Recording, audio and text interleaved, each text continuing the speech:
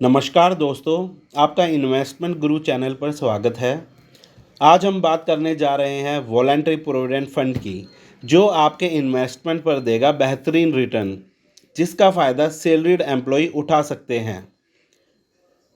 जैसा कि आप जानते हैं, एम्प्लॉय प्रोविडेंट फंड एक एम्प्लॉय के भविष्य के लिए कितना ज़रूरी होता है।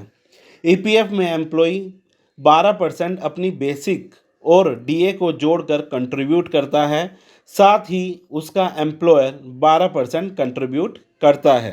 यदि आप अपना निवेश बढ़ाना चाहते हैं 12% से, तो आपको वॉलंटरी प्रोविडेंट फंड हेल्प करेगा, जिसमें कि आप 1% से लेकर 88% अपनी बेसिक सैलरी और डीए का कंट्रीब्यूट कर सकते हैं।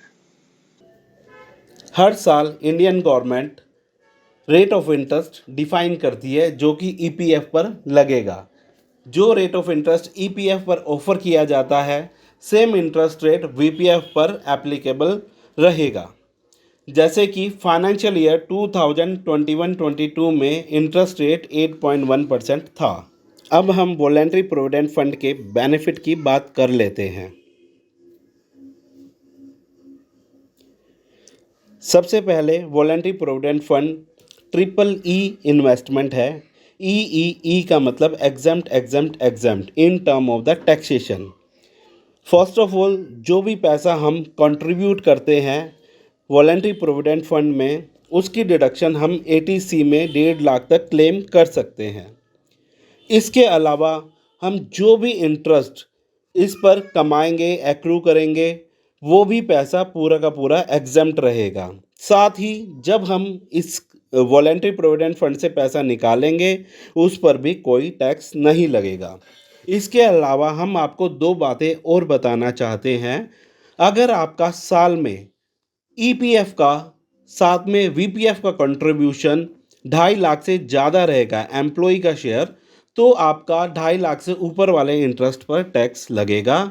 और अगर आप अपने वीपीएफ में जमा पैसा 5 साल से पहले निकाल लेते हैं, तो भी आपके इंटरेस्ट पर टैक्स लग जाएगा। वीपीएफ का अगला बेनिफिट यह है कि ये एकदम सेफेस्ट ऑप्शन है इन्वेस्टमेंट के लिए, क्योंकि आपका सारा पैसा ईपीएफओ मैनेज करता है, जो कि एक गवर्नमेंट ऑर्गेनाइजेशन है। अब हम बात कर लेते हैं कि आपको वीपीएफ के लिए अप्लाई कैसे करना होता है।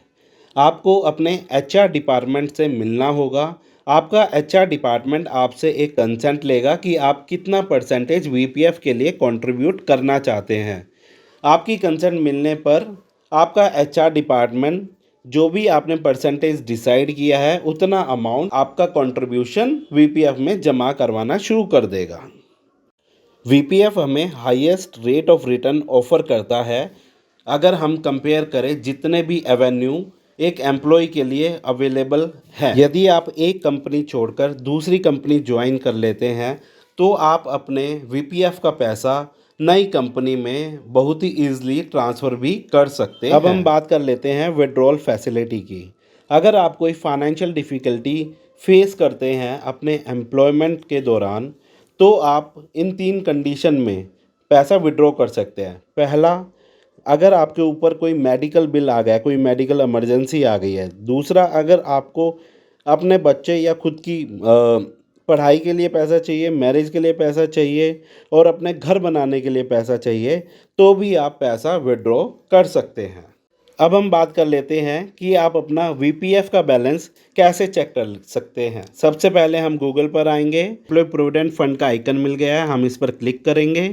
क्लिक करते ही हम राइट हैंड साइड में जब हम जाएंगे, तो हमें ई पासबुक का ऑप्शन मिलेगा। हम इस पर क्लिक करेंगे और डिज़ायर्ड इन्फॉर्मेशन डालेंगे, जो भी आपका ईपीएफ का यूएएन नंबर है, और साथ में हम अपना पासवर्ड डालेंगे और इसमें कैप्चा को फिल करेंगे। देन लॉगिन को प्रेस करेंगे।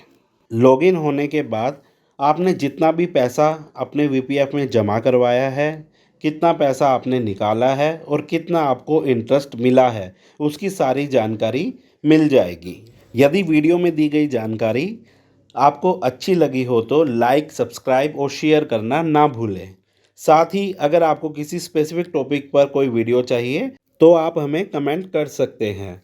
ओके बाय दोस्तों, फिर मिलते हैं नेक्स्ट वीडियो में।